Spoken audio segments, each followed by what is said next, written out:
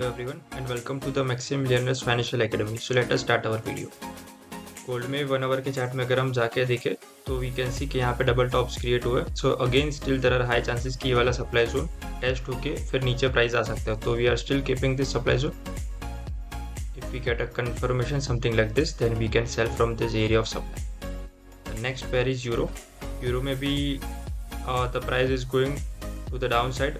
सो अभी लग नहीं रहा कि यहाँ सप्लाई तक प्राइस टेस्ट करने का. So we may disregard this supply zone. Currently the price is nearing this daily demand zone on the this daily time frame, right? This demand zone. So if we switch to the lower time frames, so yes, we can look for sell opportunities in the intraday time frame on the for the lower time frame, right? So yes, this could be a valid area of supply. It is not a strong supply as such, but it is valid. So इसको हम use कर सकते हैं. अगर हमको यहाँ पे lower time frame में कंफर्मेशन मिलेगी and yes we can look for sell opportunities from the supply zone.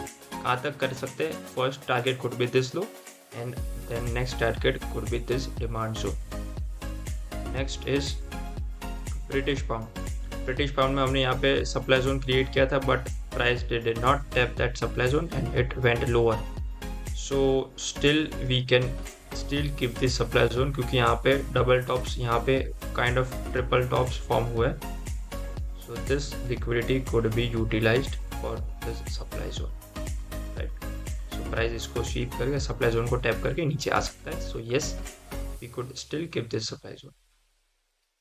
Next is Australian dollars. तो ऑस्ट्रेलियन डॉलर्स में तो हमने यहाँ पे जो ट्रेड लिया था वो ब्यूटीफुल प्ले आउट हुआ. उसके बाद यहाँ पे 1 आवर का सप्लाई मार्कआउट किया था, वो भी ब्यूटीफुली वर्कआउट हुआ एंड देन करंटली हमने यहाँ पे जो डिमांड क्रिएट किया था वो प्राइस ने यहाँ पे फेल कर लिया. So now what? Now we can disregard this demand zone and currently we have again turned bearish in Australian dollars.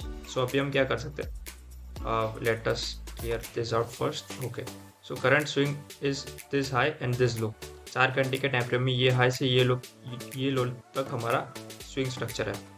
So we could look for supply zones within this whole structure. So ये एक हो गया 1 our का supply zone. उसके अलावा अगर 4 our में जाए then यहाँ पे जो पूरा वाइट कैंडल दिख रहा है वो पूरे कैंडल को हम लोग सप्लाई जोन की तरीके से यूज़ कर सकते हैं 4 आवर के टाइम फ्रेम. सो करंटली हमारे पास ये दो जोन है जहाँ से हम लोग सेल कर सकते हैं and we are as of now bearish. So don't look for bullish entries as of now. जब तक ये हाई ब्रेक नहीं होता,